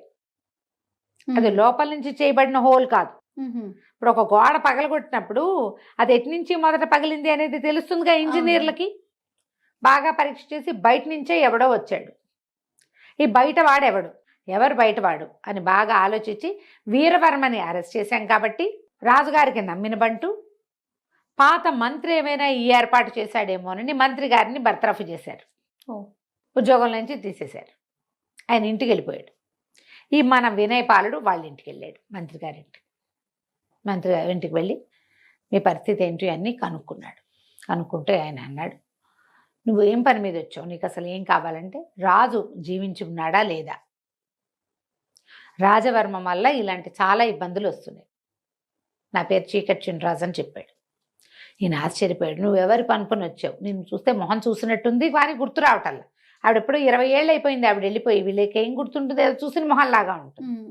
అయితే ఈయన ఏమన్నాడు, లోపల రాజుగారు ఉంటే రాజుని తప్పించవచ్చు కదా, తప్పించాలంటే రాజుగారికి చెప్పాలి, రాజుగారిని తీసుకురావాలంటే ఎవరికైనా ఒకడికి దారులు చెప్పాలి. దారులు కనుక ఒకసారి తెలిస్తే రాజుని తేవడంతో ఊరుకుంటాడా వాడు? ఎవడైనా ఊరుకోడుగా. వాడు ఇంకో ప్రయత్నం చేస్తాడు. అంటే ఏ ప్రయత్నము చేయను, నేను ఎలా వెళ్ళాలి, ఎలా తీసుకురావాలో చెప్పండి, మీరు దారి చెప్తే దారి ప్రకారం నేను వెళ్తా. నేను బాగా ఆలోచించి ఇంకో దారి లేదు, రాజును బయటికి తెచ్చేందుకు మార్గం లేదు, ఆయనకు సొంతంగా సంతానం లేదు, ఈ కుర్రాడు నేను రాజు కొడుకునని చెప్పలా, ఒక ఏమంటారు విప్లవకారుడానే చెప్తున్నాడు. వీరవర్మని నేను తప్పించాను, వీరవర్మ అనుయాయిని అని చెప్పాడు. నీ దగ్గరికి వీరవర్మే పంపించాడు, వీరవర్మ తప్పించుకున్నాడు, ఇదంతా తెలిసిన కథే కదా. అందుకని ఈయనేం చెప్పాడంటే దీనికి ఒక మార్గం ఉంది, ఈ అంతఃపురంలోకి రోజు విడిచి రోజు నీళ్ళు వదిలిపెడతారు నదిలోంచి. అక్కడ ఒక పెద్ద ఇనప గేటు ఉంటుంది, 10-15 మంది సైనికులు కాపలా ఉంటారు. ఆ గేట్లోంచి పిట్టను కూడా లోపలికి పోనివ్వరు. గేట్లు ఎత్తుతారు, ఇనప గేట్లు. ఇప్పుడు మన ఈ ఆనకట్టలకి ఎత్తుతారుగా రిజర్వాయర్లకి, ఆ ఇనప గేట్ ఎత్తినప్పుడు లోపలికి నీళ్లు వెళ్ళిపోతాయి. లోపల ఒక కొలను, తర్వాత వంట ఇంటి అవసరాలకి మొత్తం కావాల్సిన నీరంతా లోపలికి వెళ్ళి అవి నిండిపోగానే దారి మూసేస్తారు. రోజు విడిచి రోజు లేదా 2 రోజులకు ఒకసారి ఆ దారి నుంచి చేపను కూడా రానివ్వరు. జల్లెళ్ళు ఉంటాయి, జల్లెడ ఉంటుంది, మనుషులు ఉంటారు. అదొక్కటే దారి లోపలికి వెళ్ళటానికి. ఆ దారి గుండా వెళ్ళొచ్చు. అక్కడి నుంచి ఒక ఇది గీసిస్తాడు అంటాడు, ఒక ప్రత్యేకంగా ఒక ప్లాన్ గీసిస్తాడు. రాజు ఫలానా చోట ఉంటాడు, నువ్వు ఈ దారి గుండా ఇలా వెళ్ళి ఇట్లా వెళ్ళి అక్కడికి వెళ్ళి ఆయన్ని తీసుకురావాలి. తీసుకొచ్చాక ఆయన్ని బయటికి తేవడానికి ఒక ప్రత్యేక మార్గం ఉంది, మార్గం మూసేయాలి. మళ్ళీ ఒక్కసారి ఆ మార్గం రాజవర్మ కానీ ఒక్క సైనికుడికి తెలిసినా కష్టం. ఇది కేవలం ఆనుచారంగా రాజుకి మంత్రికి మాత్రమే తెలుస్తుంది. సంతానం కలిగాక రాణిగారికి చెప్పేవాళ్ళం, సంతానం ఇక్కడ కలగల అంచేత రాణిగారికి తెలియదు. రహస్య మార్గాలు ఉన్నాయని తెలుసు ఆవిడికి, కానీ ఎక్కడి నుంచి ఎటు అనేది ఆవిడకి తెలియదు. మా తండ్రి ఈ రాజ్యానికి మంత్రిగా ఉండటం వల్ల మాకు మాత్రమే తెలుసు, ఎవ్వరికీ చెప్పకూడదు ఓకే అనేసరికల్లా సరే ఒప్పుకున్నాడు. ఇప్పుడు ఎట్లా ఈ నీళ్ళల్లోంచి వెళ్ళాలి? సరే ఏం చేయటం మొదలుపెట్టాడు, నదికి ఎగువన ఇప్పుడు ఈ నది నీళ్ళ గుండా ఎట్లా లోపలికి వెళ్ళాలి అనేది ప్లాన్ మొదలుపెట్టుకున్నాడు. ఎలా మన చీకటి చిన్నరాజు అయినటువంటి వినయపాలుడు లోపలికి వెళ్ళాడు, ఏ రకంగా మహారాజుని బయటికి తెచ్చాడో మనం 3వ భాగంలో తెలుసుకుందాం. వీరసేనుణ్ణి వాళ్ళని అడవిలోంచి మన జైల్లోంచి తప్పించాడు కదా, అప్పుడు కూడా గోడ మీద ఈ అబ్బాయి చీకటి చిన్నరాజు అని పేరు రాసి పెట్టాడు చక్కగా. ఎవడో ఉన్నాడని తెలుస్తోంది, విప్లవ వీరులు ఎవరో ఉన్నారని అనిపించి రాజవర్మ సుమరేఖ ఏం చేశారు, మంత్రి గారికి కూడా ఊస్టింగ్ ఇచ్చారు. మనవాడు మంత్రి గారి దగ్గరికి వెళ్ళి రాజును తప్పించే మార్గం ఎట్లా వెళ్ళాలి కనుక్కున్నాడు. అక్కడ ఉన్నాం మనం. అవునండి. అయితే రాజ్యం లోపలికి అంతఃపురం లోపలికి నీళ్లు వెళ్ళే మార్గం గుండా వెళ్ళాలి, ఆ లోపలికి వెళ్ళాలంటే. అయితే ఏమైందట, రోజు విడిచి రోజు తెరుస్తారు కదా, ఒక 10 మంది సైనికులు అక్కడ రెడీగా ఉన్నారు. ఏం చేశాడట వీడు, పైన చేరి దానికి ఆ నీళ్ళు ఎక్కడి నుంచి వస్తాయో అది ఒక గుట్ట మీద నుంచి నది కిందకి వస్తుందన్నమాట. ఆ గుట్ట మీద చేరి ఒక్కో కొమ్మ విరక్కొట్టి వేయటం మొదలుపెట్టాడు. ఎప్పుడు లేనిది నదిలో చెట్ల కొమ్మలు కొట్టుకొస్తున్నాయి. చిన్న కొమ్మలు కనపడ్డాయి, తర్వాత పెద్ద పెద్ద కొమ్మలు కనపడుతున్నాయి. సైనికులు అనా ఏంట్రా ఎప్పుడు లేదు, ఈసారి ఏంటి వర్షాకాలంలో వచ్చినట్టు ఇన్ని రెమ్మలు వస్తున్నాయి అంటే, వాళ్ళలో ఒకళ్ళిద్దరు అన్నారు, పైన గోండులు ఒక జాతి ఉన్నారు. ఏ పైన? ఈ నదికి ఎగువన ఉన్నటువంటి అడవిలో. వాళ్ళు ఏ తేనె పట్ల కోసమో దేనికోసమో కొడుతూ ఉంటారా, ఎప్పుడో ఒకసారి కనపడతాయి, అట్లాంటివి అయ్యి ఉంటాయి. వాళ్ళు చెట్ల కొమ్మలు కొట్టేస్తున్నారు, ఒక్కో కొమ్మ నీళ్ళలో పడిన కొమ్మలు వస్తున్నాయి అని చెప్పుకుంటున్నారు వాళ్ళల్లో వాళ్ళు. 1-2 రెమ్మలు లాగి చూశారు, అది కత్తితో నరికినట్టే కనపడుతుంది, వాళ్ళు విరిచినట్టే. సరేలేని ఊరుకున్నారు. ముందు ఇంత వచ్చి చివరికి ఒక పెద్ద చెట్టు లాంటిది కూడా 2-3 వచ్చినాయి. తెలుస్తోందిగా ఆ లోపల పోతాయిలే అని ఊరుకున్నారు. మనమే లాగేసేయచ్చు లోపలికి వెళ్ళేటప్పుడు. అది ఎప్పుడు లాగుతాం, ఇక్కడ ఏదైనా అడ్డం పడుతుందన్న అనుమానం ఉంటే. వీళ్ళు ఏం చేశారు, గేటు మొత్తం తీసేస్తే పెద్దది ఒక 15-20 మీటర్ల వ్యాసంతో దారి వెళ్ళిపోతున్నాయి. రయ్యమని కొట్టుకుపోతుంటే మనకేముంది, ఈ చెట్ల కొట్టుకొచ్చేస్తున్న చెట్లల్లో ఒక చెట్టు అడుగునున్నాడు చిన్నరాజు గారు. వినయపాలుడు కింద ఉండిపోయాడు, ఆ చెట్లతో పాటు చల్లగా జారుకున్నాడు. ఏ చెట్టుని వాళ్ళు చూస్తారనిపించినా దాని కింద నుంచి ఈదుకుంటూ ఇంకో చెట్టు దగ్గరికి వెళ్ళిపోవటం. ఈదుతూ అనుమానం రాకుండా ఆ చెట్ల రెమ్మల కింద నుంచి వెళ్ళిపోయాడు. నీళ్లు లోపల సరిపడా అయిపోయింది, ఇదంతా నిండిన ఆయన కేకేయంగానే వాళ్ళు గేట్ వేసేసారు. మనవాడు లోపల చేరిపోయాడు. లోపల చేరి నిదానంగా కొంచెం చీకటి పడేదాకా నక్కి కూర్చున్నాడు. అన్ని చెరువుల దగ్గర అవి నీళ్ళన్నీ దొరువులు లాంటి లోపలికి వెళ్ళినాయి కదా, ఓ పక్కకి వెళ్ళిపోయాడు. తర్వాత ఒక సైనిక పటాలం అవి కనపడుతున్నాయి. అంతఃపురం దూరం దూరంగా పెద్ద పెద్ద బిల్డింగులు. ఇతనికి మంత్రి గారు చెప్పాడు, మయూరం బొమ్మ ఉంటుంది, ఒక నెమలి బొమ్మ. బిల్డింగులు ఇట్లా గుండ్రంగా ఉంటాయి, మధ్యలో పెద్ద నీళ్ళది పెద్ద చెరువు ఉంటుంది. ఆ గుండ్రంగా ఉన్న వాటిలలో మధ్య దాంట్లో రాజుగారు ఉన్నాడు. ఓహో. దాని మీద ఒక నెమలి బొమ్మ ఉంటుంది. చూసుకున్నాడు. అది ఇప్పుడు రాత్రి చూడలేడుగా, సాయంకాలమే వెళ్తుండగానే చూసి పెట్టుకోవాలి. చూసుకుని దారంతా చూసి పెట్టుకున్నాడు. బాగా చీకటి పడ్డాక ఇది మొత్తం సైనిక పటాలంతా లోపల అంత పహరా ఉండదు. అవును, ఎప్పుడు కూడా బయట ఉంటుంది. లోపల ఏముంది, ఆ వేళ అవగానే సాయంకాలం అయ్యేసరికల్లా ఎవరి దారిని వాళ్ళు ఏ స్తంభాల పక్కన చేరి మెల్లిగా కునికేస్తూ ఉంటారు. అవసరాలు ఉండవు కదా, పిలిస్తే వస్తారు. ముందంతా ఫుల్గా దేదీప్యమానంగా దీపాలు ఉన్నాయి. సాయంకాలం అయ్యేసరికి పెట్టారు. రాత్రి 10 అయ్యేసరికల్లా పై ఎత్తునున్న దీపాలన్నీ ఉఫ్ అని పొగగొట్టాలతోటి ఆపేశారు. చిన్న చిన్న దీపాలు కనపడుతున్నాయి. ఆ దీపాల వెలుగులో పిర్రాడు అడవిలో ఉండటానికి అలవాటు పడి ఉన్నాడు కదా, వాడు చీకట్లో నడవగలడు. నడుచుకుంటూ మెల్లిగా ఆ భవనంలోకి వెళ్ళాడు.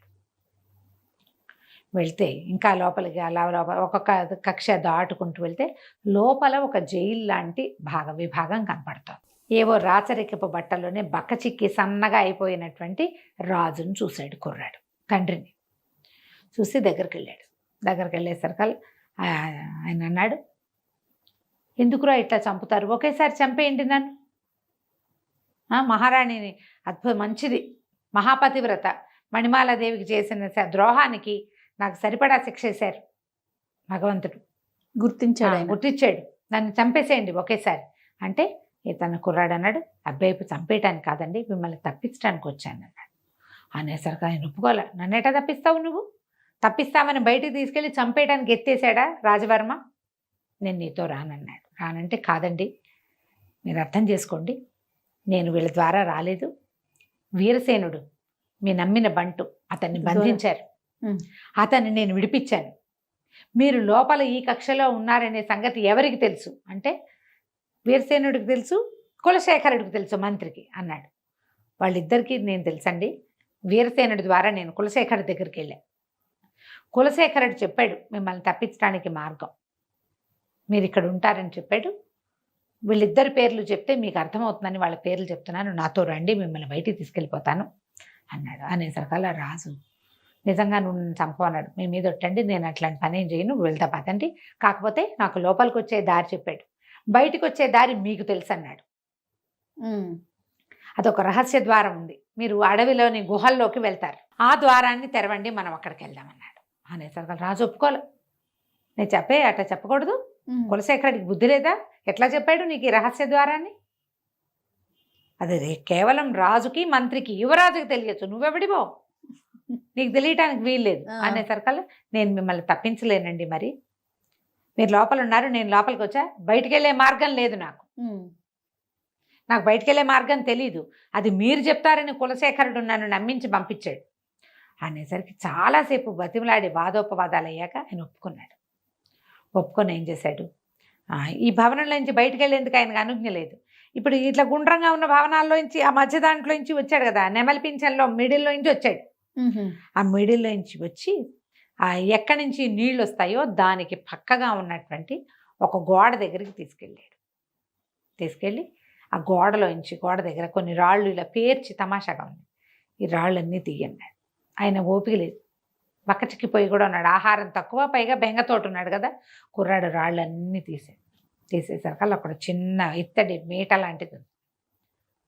ఆ పొడి పని కదిపేసరికి ఆయన అన్నాడు, ఒకవేళ ఇట్లా కనుక మనం చేస్తే వాళ్ళు ఎవరైనా పసిగట్టారంటే అందులోకి వచ్చేస్తారంటే, కాదు రాదు, నేను మొత్తం అన్నీ సరిచేసి వస్తానన్నాడు.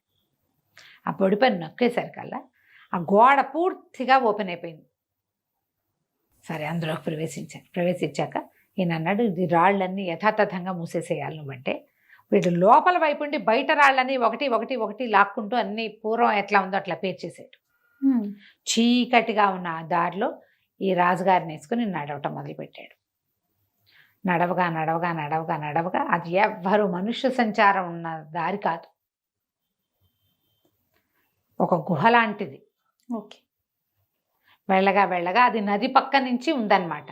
వెళ్ళేసరికల్ అడవి లోపలికి వెళ్ళారు. ఇంకా పెద్ద పైకి వెళ్తే ఒక కొండ శిఖరం లాంటిది వచ్చింది. ఆ కొండ మీదకి ఎక్కించారు. అక్కడ ఒక పెద్ద గుహ ఉంది.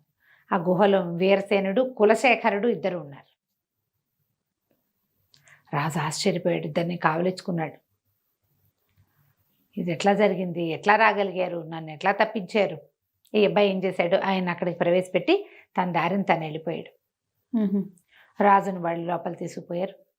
అక్కడ సాయంగా తెల్లవారేసరికల్లా ఈయన ఉన్నాడు కదా వీళ్ళ గురువు గారు, వీళ్ళు ఒకళ్ళనొకళ్ళు మాట్లాడుకున్నాక తెల్లవారేసరికల్లా పారాయణ స్వామి, వీళ్ళకి ఈ మన మణిమాల దేవిని కాపాడిన గురువుగారు, ఆయన ప్రచండుడని, అప్పుడు దొంగ ఒకడు వచ్చాడు కదా వీరసేనుడితో పాటు వచ్చాడు కదా, అతను దొంగ నిజానికి, బద్దిపోటు.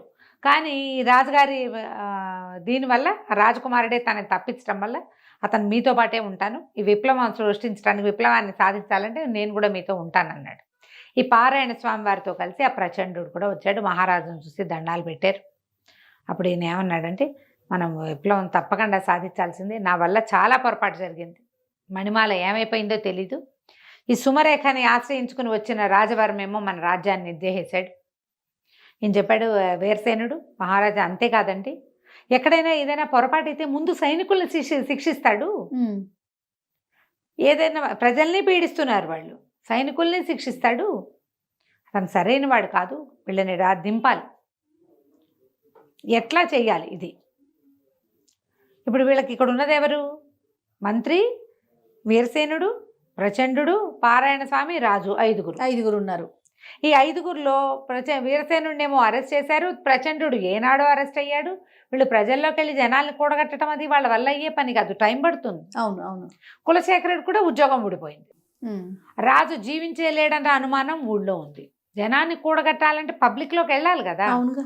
అయితే ఏమన్నాడు అంటే కులశేఖరుడు, అట్లా కాదండి, ఇంత అద్భుతమైన కార్యక్రమాన్ని మమ్మల్ని అందరినీ ఇక్కడ సమావేశపరిచాడు, పెద్ద యజ్ఞంలాగా జరిగింది, దీనికి అంకురార్పణ చేసింది మన పారాయణ స్వామి అయితే, ఇదంతా కార్యసాధన చేసిన వాడు ఒక మా కుర్రవాడు ఉన్నాడు, అతను రావాలంటే ఈ వినయపాలుడు చక్కగా రాజుగారి బట్టలు వేసుకుని చక్కగా విలువైన వస్త్రాలు ధరించి వచ్చాడు, ఇతనే ఈ ఏర్పాటు అంతా చేశాడు, మమ్మల్ని అందరినీ ఒక చోట చేర్చాడని చెప్పారు. రాజుగారు అన్నారు, ఈ అబ్బాయిని ఎక్కడో చూశాను అనిపిస్తుంది, అర్ధరాత్రి చూశాడు ఆయన. అదేలే. తెల్లవారేసరికల్లా ఆయనేమో పంపించేశాడు, వాడు దాన్ని వాడు వెళ్ళిపోయాడు కదా. అనేసరికల్లా ప్రభు మిమ్మల్ని రాత్రి తప్పించింది, వీరసేనుడిని తప్పించింది ఇతనేనండి, ఈ అబ్బాయి పేరు వినయపాలుడు అని చెప్పారు. రాజుగారు కొడుకు అని చెప్పలే. ఓకే. ఇప్పుడు ఏమిటి ప్లాన్ ఆఫ్ యాక్షన్, ఏం చేయాలంటే వీరసేనుడిని మారువేషంలోకి వెళ్ళిపోమన్నాడు. వెళ్ళిపోయి నీకు ఎంతమంది ఉన్నారు, ఎవరున్నారు, ఎంతమంది రాజుగారికి రాజభక్తి ఉన్నవాళ్ళు, పాతరాజు మీద భక్తి ఉన్నవాళ్ళు, రాజును చూసి 15-20 సంవత్సరాలు అయింది వాళ్ళు, ఆవిడ సభలు చేయనిచ్చేది కాదు సుమరేఖ. తర్వాత ఆయన హౌస్ అరెస్ట్ చేసేసింది క్రమంగా. వాళ్ళ అన్నయ్య రాజుగా చెల్లమణి అవుతూ వచ్చాడు. ఓకే. మామూలుగా ఏ రాజ్యానికి ఆ రాజ్యం రాజుల మీద భక్తి ఉంటుంది, వాళ్ళ పూర్వకాలం నుంచి వాళ్ళ తండ్రుల్ని సేవించిన ప్రీతి ఉంటుంది వాళ్ళకి. ముందు ప్రీతి ఉన్న దళవాయిల్ని వాళ్ళని కూడగట్టుకోవాలి, వీరసేనుడి పని అది. మంత్రి గారు వెళ్ళిపోయి ఎవరు రాజవర్మకి అనుకూలరు, ఎవరు యువరాజును కోరుకుంటున్నారో మీరు ఈ పక్క నుంచి సెన్సెస్ తయారు చేయండి, దసరా నాటికి ఈ పని చేద్దాం, ఎందుకంటే దసరా చాలా అత్యద్భుతమైన ఉత్సవాలు జరుగుతాయి ఇక్కడ, ఈ ఉత్సవాలలో మనం మన విప్లవాన్ని తీర్చుకోవచ్చు, ఈ లోపల మనం ఈ 3-4 నెలల్లో జనాల్ని గ్యాదర్ చేద్దాం. రాజు తప్పించుకుపోయాడు అనేది తెలిసిపోయింది లోపల.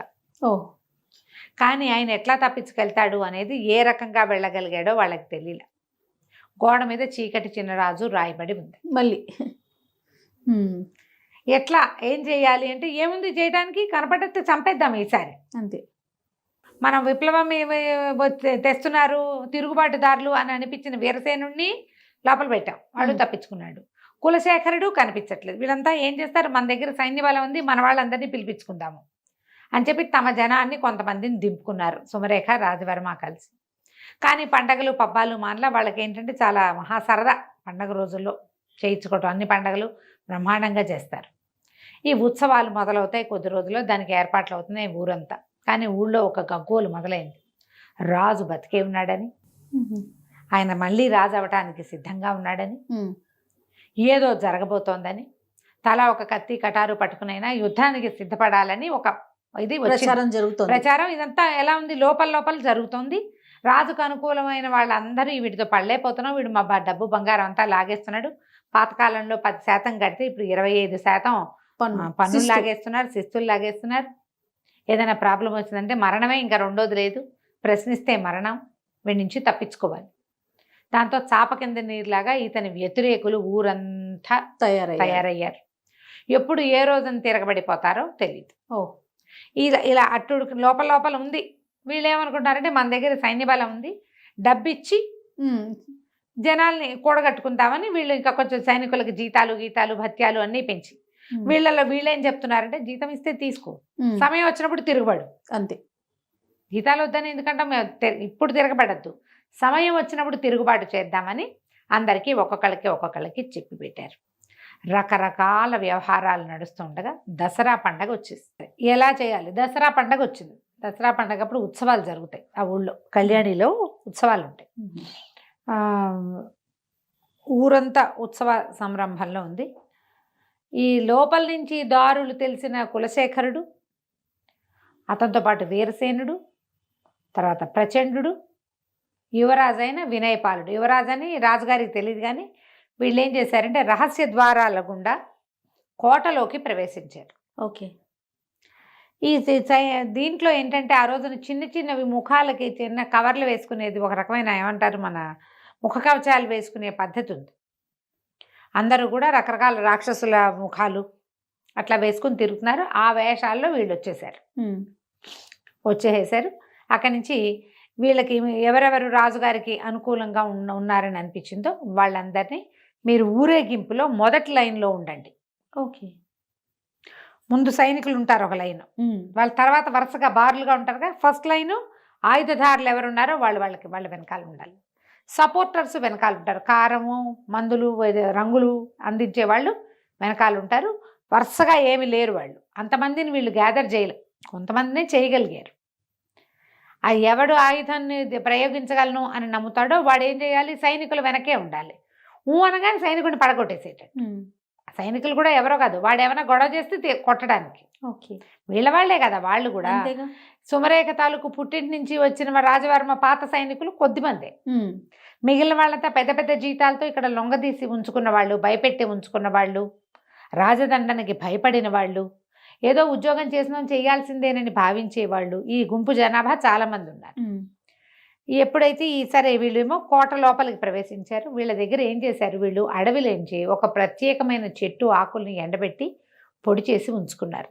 దానికి ముఖానికి కవచం లేకపోతే తుమ్ములు దురదలు వస్తాయి. ఓహో. ఈ దసరా పండగ రోజున ఉత్సవం నాడు అపరాజితాదేవిని ఊరేగించి చెరువులో కలుపుతారు, నదిలో. ఆ రోజున వసంతం చల్లుతారు, బుక్కాలు చల్లుతూ ఉంటారు. ఊరంతా రంగులమయంగా ఉంది, అంతా రంగులు చల్లుతున్నారు. వీళ్ళేం చేశారు, ఈ పైకి వచ్చిన వాళ్ళ నలుగురు చేతుల్లోనూ వసంతం ఉంది. ఈ వసంతంలో వీళ్ళు ఆకుపొడి కలిపేశారు.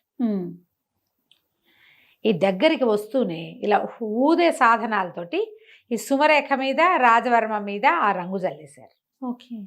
ఇక పెద్దగా తుమ్ములు సైనికుల మీద కూడా పడ్డాయి.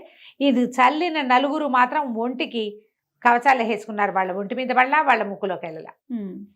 ఎవరో దూరంగా నిలబడి ఉన్న సైనికులకి వీళ్ళ మీద రంగులు చల్లకూడదు. రాజు రాణి మీద ఎవరు చల్లుతారు? అవును, రాణిగారు, ఆవిడ అన్నయ్య, రాజప్రతినిధి. కింద ఊరేగింపంతా ఊరంతా రంగులమయం, ఎవరి మొహం ఎవడికి ఏమీ కనిపించట్లా. ఈ చల్లబడిన రంగుల్లో సైనికులు కూడా తెలియలే, దగ్గరకు వచ్చిన వాళ్ళ మీద కూడా అది పడిపోయింది. ప్రతివాడు చేతులు కోకేసుకుంటున్నాడు, మొహాలు కోకేస్తున్నారు, పిచ్చి పిచ్చిగా తుమ్మేసుకుంటున్నారు. వీళ్ళ మీద ఎవరో రంగులు చల్లారని చుట్టుపక్కల దూరంగా ఉన్న సైనికులు పరిగెత్తుకొచ్చారు. పరిగెత్తుకొస్తే ఈ నలుగురు, ఇప్పుడు తుమ్మేవాడెవడో తుమ్మని వాడెవడో తెలియదు ఆ గుంపులో, అంతే. వాళ్ళ మీద పడి చాలా మంది వీళ్ళని పట్టేశారు. ఆయనకి వాళ్ళకి అంగరక్షకులుగా ఉన్న వాళ్ళందరినీ పడుకోబెట్టేశారు వీళ్ళు.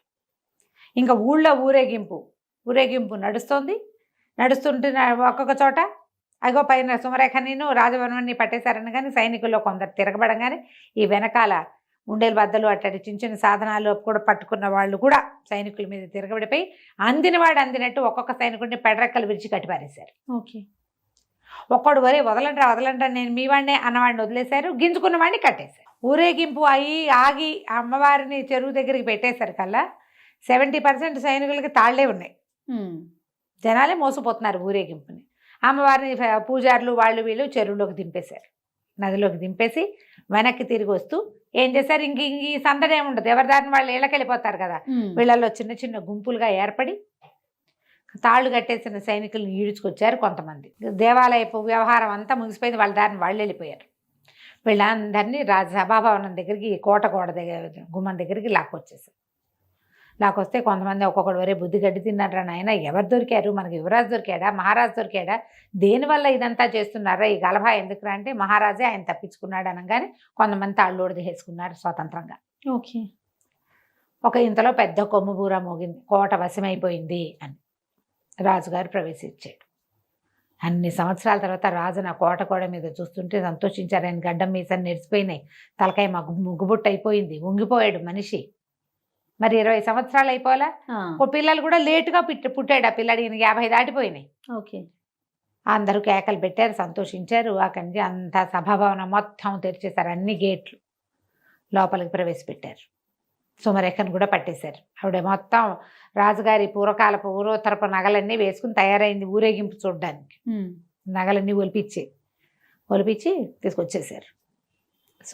సుమరేఖని రాజవర్మని ఇద్దరిని పట్టుకొచ్చాక ఈవిడ్ని అడవిలో వదిలిపెట్టేయండి కట్టుబట్టలతోటి, రాజవర్మని వధించండి. ఇక వాళ్ళకేం ఆసరా లేదు. ఎవరెవరు సైన్యాన్ని తెచ్చుకున్నారో వాళ్ళందరినీ ఊచకోత కోసేశారు. అవతల నుంచి వచ్చారు కదా, వాళ్ళలో కొంతమందిని వదిలిపెట్టా, యువరాణితో వెళ్ళిపోతారని వదిలిపెట్టా వాళ్ళు మళ్ళీ తిరుగుబాటు చేయొచ్చు. వాళ్ళలో కొంతమంది తిరగబడ్డప్పుడే కొట్టేశారు. అంతేగా, పడుకున్న వాళ్ళు పడుకున్నారు, చచ్చిపోయిన వాళ్ళు చచ్చిపోయారు. అందరినీ పట్టేసుకున్నారు. అప్పుడు ఈ మొత్తం జనం అంతా చేరారు. ఆయన చెప్పాడు, నా పొరపాటు వల్ల, సౌందర్యం పట్ల వ్యామోహం వల్ల నేను సుమరేఖకి లొంగిపోయాను. ఆమె చెప్పిన మాట విన్నాను. అన్యాయంగా గర్భవతి అయిన మణిమాలాదేవిని పంపించేశాను. ఆమె జీవించిందో, ఎవరన్నా చిరంజీవి జన్మించాడో లేదో కూడా మనకు తెలీదు. అత్యంత విశ్వాసపాత్రుడైన సైన్యాధిపతినేమో ఉరిదించాము. ఆ తర్వాత ఇంకా నాకు కూడా జీవితేచ్చిపోయింది. ఒక అనాసక్తి మొదలయ్యాక వీళ్ళు నన్ను అందులో బంధించేశారు. రాజ్యంలో మా తాత ముత్తాతల నుంచి వస్తున్నటువంటి సిస్టమ్ని కూడా వీళ్ళు మార్చేశారు. వాళ్ళ ఊళ్ళలో ఏం చేస్తారో అదే చేశారు. ఇక ఈ పొరపాటు జరగదు. కానీ మణిమాల ఎక్కడుందో తెలిస్తే బాగుంటుందంటే వీళ్ళు మహామంత్రి చెప్పాడు, మణిమాలదేవి ఎక్కడుంటుంది ప్రభు, అంతఃపురంలోనే ఉంది, పదండి అని తీసుకెళ్తే ఇక ఆశ్చర్యపోయాడు భార్యను చూసి ఆయన. ఆవిడ పెద్దదయ్యింది, మరి భార్యను కావలించుకున్నాడు, చాలా సంతోషించాడు. సంతానం కలిగింది, అమ్మాయి పుట్టింది, అబ్బాయి పుట్టాడు అని అడిగితే అప్పుడు వినయపాలుడిని ప్రవేశపెట్టారు. మిమ్మల్ని తప్పించినవాడు, ఈ రాజ్యానికి మళ్ళీ మిమ్మల్ని రాజుగారు రప్పించినవాడు మీ కుమారుడే పారాయణ స్వామి వారు. ఇది చేయగలిగారు. అడవిలో ఆ చివరున్న ఆయన దగ్గరికి అప్పుడు మొట్టమొదట సుమంత్రుడు ఈవిని తీసుకెళ్ళాడు కదా, అతను చెప్పాడు, నేనే పారాయణ స్వామి వారి ఆశ్రమంలో దింపాను. చిరంజీవి అక్కడే పెద్దవాడయ్యాడు, నేను 4-5 సార్లు వెళ్ళి చూశాను, ఆయనే అన్ని విద్యలు నేర్పించారు. ఆ సుమంత్రుడు కూడా వచ్చి కొన్ని విద్యలు, రాజుగారు అంగరక్షకుడు కదా అతను, ఆ రథంతోలే అతను కూడా కొన్ని విద్యలు నేర్పించాడు అని చెప్పాక ఇంకేముంది, ఇక వెంటనే ఈయన తనని మళ్ళీ రాజుని చేసినందుకు పెద్ద ఉత్సవం చేసి కొడుకుని యువరాజుని చేస్తూ చుట్టుపక్కల రాజ్యాల వాళ్ళందరినీ పిలిచాడు. పిలిచేసరికల్లా వాళ్ళలో బోళ్ళంతమంది మా అమ్మాయిని ఇస్తాం, మీ అబ్బాయి 20 ఏళ్ల వాడు, వివాహయోగ్యమైన వయసే కదా, యువరాజు అయ్యాడు, రేపెప్పుడో మహారాజు అవుతాడు, పైగా ఇంత ప్రబంధాన్ని నడపగలిగిన వాడు రాజ్యాన్ని నడపలేడు, మా పిల్లని ఇస్తామంటే మా పిల్లని ఇస్తామని, కోట్లు కట్నం ఇస్తామని, అర్ధరాజ్యం ఇస్తామన్న వాళ్ళు కొంతమంది, మొత్తం రాజ్యం ఇచ్చేస్తామన్న వాళ్ళు కొంతమంది. ఈ ఊళ్ళో కూడా కళ్యాణిలో కూడా బ్రహ్మాండమైన కోటీశ్వర్లు వాళ్ళు, పెద్ద పెద్ద ఆస్తులు ఉన్న వాళ్ళు కూడా మా పిల్లని కూడా చేసుకోండి అని వాళ్ళు కోట్లు కానుకలు పెడతామని. ఈ మొత్తం వీళ్ళంతా ఇన్ని పెళ్లి సంబంధాలు 15-20 ఇచ్చేసరికల్లా రాజుగారు అన్నట్టు వీళ్ళలో ఒక అమ్మాయిని సెలెక్ట్ చేసుకోను, నీకు వీళ్ళతో వివాహం చేస్తాను అమ్మాయితో అంటే ఇతను అన్నాడు, అట్లా కాదు, మామూలుగా వర పరీక్ష ఉంటుంది, నేను వధు పరీక్ష చేస్తాను, పౌర్ణమి నాటికి రాజకుమార్తెలందరినీ ఎవరెవరిని నా కోసం వివాహం కోసం మీరు అడుగుతున్నారో వాళ్ళందరినీ రాజభవనంలో ప్రవేశపెట్టండి, వాళ్ళల్లో ఒక అమ్మాయిని నేను సెలెక్ట్ చేసుకుంటాను అన్నాడు. ఆశ్చర్యపోయారు అందరూ. ఇప్పటిదాకా ఏమిటి మన వీళ్ళకి తెలిసింది స్వయంవరం, అంతే. రాజకుమార్తె వరించటం. ఎప్పుడు యువరాజులు వరిస్తామంటారు. యువరాజు వరించడం అంటే ఏ ఫోటోనో చూసి ఎక్కడైనా రోడ్డు మీద చూసి వరిస్తాలే కానీ ఇట్లా 15 మందిలో నేను ఒకతను సెలెక్ట్ చేసుకుంటాను అనేది ఆ రోజుల్లో లేదు సిస్టమ్. అవును. అయితే ఒకళ్ళిద్దరు రాజులు ఏమన్నారంటే దానికేముంది, ఇప్పుడు ఇదేం సిస్టమ్ ప్రకారం జరిగింది, 20 ఏళ్ళ నుంచి అడవిలో ఉన్న పిల్లాడి వాళ్ళు యువరాజు అవలా, అతని పద్ధతి ఏమిటో చూద్దామన్నారు. కొంతమంది సంపన్న గృహస్థులు కూడా దీనికి ఒప్పుకున్నారు. మొత్తం మీద ఒక 20 మంది అమ్మాయిల్ని పంపించారు. ఆ రోజున ఏం చేశారట, పౌర్ణమి నాటి రాత్రి సాయంకాలం విందు జరిగింది. అతను అప్పుడప్పుడు వస్తున్నాడు కానీ పెద్దగా ఎవరి పట్ల ఆ అబ్బాయి శ్రద్ధ పెడుతున్నట్టు కనపడలే. విందు భోజనం చేస్తున్నప్పుడు మాత్రం అటు ఇటు ఇట్లా వరుసగా కూర్చోబెట్టారట యువరాణులందరినీ బల్లలేసి. వాళ్ళందరూ భోజనాలు చేస్తుంటే 2-3 సార్లు వాళ్ళ మధ్యలో తిరిగాడు. తిరిగాక భోజనం అయిపోయింది, విందు ముగిసింది. వాళ్ళు లేవబోతుంటే ఎవరు లేవకండి కూర్చోండి అన్నాడు. అన్నాక ఒక్కసారి ఆకులన్నీ చూశాడట. చూసి అవంతి నగర రాజకుమార్తె అవంతికని పెళ్లి చేసుకుంటానని ప్రకటించాడు. పై చక్కటిది సరే ప్రకటించేశారు కదా. సరే వివాహం సుసంపన్నమైంది, వివాహం నిశ్చయమైంది, అరిచారు, కేకలు పెట్టారు. అవంతి రాజుగారేమో వచ్చి తాంబూలాలు అవి ఇచ్చాడు. అమ్మాయితో చేతికి దండిచ్చి వేయించారు. అన్నీ అయ్యాక మిగిలిన రాజుల కుటుంబాల్లో ప్రతి వాళ్ళు రాజుగారిని అడిగారట, ఏ విషయం పట్ల ఇతను ఇలాంటి నిర్ణయం తీసుకున్నాడు, ఏం చూసి, ఏం టెస్ట్ పెట్టాడు, వధువు పరీక్ష ఎట్లా చేశాడు. అతను నిన్నటి నుంచి వీళ్ళు ఇక్కడే ఉన్నారు, చతుర్దశి నాడు ఉన్నారు. అతను ఎవరితోటి మాట్లాడలేదు, ఎవరి దగ్గరికి పెద్దగా వెళ్ళలేదు, భోజనాల వేళే వచ్చాడు. ఏం చూసి నిర్ణయించాడో చెప్పమన్నారు. చెప్పమంటే సరే అప్పుడు రాజుగారు అడిగారు, ఈయన ధర్మపాలుడు వినయపాలుడిని అడిగాడట, నువ్వు ఏ విషయం చూసి అంటే ఏ పాయింట్ని వల్ల ఈ అమ్మాయిని భార్యగా ఎన్నుకున్నావు అంటే అప్పుడు అతను చెప్పాడు. ఈ కథ కన్క్లూషన్ అనమాట. అతను అడవిలో పెరిగాడు, ఆహారం యొక్క విలువ చాలా బాగా తెలుసు. ఓకే. అడవిలో భోజనాలు చేసేవాళ్ళు మనకు వల్ల ఇంత వండుకుంటారా, కావలసింది వండుకుంటారు. చెట్లకు 100 కాయలు కొయ్యరు, ఒక కాయ కోసు తిని 2-3 కాయలు తిన్న కడుపు నిండాకి ఇంకా కాయలు కొయ్యరు. అవునా? అవును. జాగ్రత్తగా ఉంటారు. అన్ని కోసుకొచ్చి ఫ్రిడ్జ్లో పడేసి ఆ పద్ధతి కాదు కదా అసలు. అయితే అతను ఏం చెప్పాడంటే ఈ మొత్తం వడ్డించిన ఆహారంలో బంగారు రేకులు వేసిన హల్వాలతో పాటు, గులాబీ రేకులతో చేసిన హల్వాలతో పాటు సామాన్యులు తినేటువంటి గంజి, సాధారణ అన్న పాయసం కూడా వడ్డించారు. చాలామంది ఏం చేస్తారంటే ఇష్టం ఉన్నా లేకపోయినా అన్నీ వడ్డిపించుకుంటారు, పారేస్తారు, ఎక్కువ వదిలిపెట్టేస్తారు, తోసేస్తారు. రుచి చూసి కాస్త ఇంతుంటే అంత బాగుండకపోయినా ఆ కాస్త తినేసేవాళ్ళు కొంతమంది అయితే అది తినరు, ముట్టుకోరు. అసలు ఇది నాకు ఇష్టం లేదని ఉంటే ఉంటుంది ఆకులో, తెచ్చారు కాబట్టి వడ్డిపిస్తారు కానీ తినరు. తర్వాత శుభ్రంగా తినరు, మొహానికి అంటించుకునేవాళ్ళు కొంతమంది తింటుంటే పెద్దవాళ్ళకి అంటుతుంటాయి.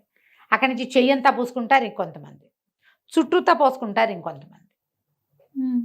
శుచి శుభ్రం లేదు, జాగ్రత్త లేదు, మర్యాద లేదు ఆహారం పట్ల. ఇలాంటి వాళ్ళని నేను చూడలేదు, నాకు నచ్చలా. అవంతిక తనకు కావాల్సిందే వడ్డించుకుంది. బంగారు రేకులు పైన పరిచిన హల్వా పాయసం తిన్నట్టుగానే గంజిని కూడా రుచి చూసి తీసుకుంది. తన ఆకులో వడ్డించిన ఏ పదార్థము ఆమె పారేయలేదు. ఆమె అరిచేతికి అన్నం అంట్ల. అందుకని లేవద్దు అని అన్ని ఆకులు చూశాడు కదా, ఏ పదార్థము పారేయలేదు, చుట్టూతా పోసుకోలేదు, ఒంటి మీద పడలేదు.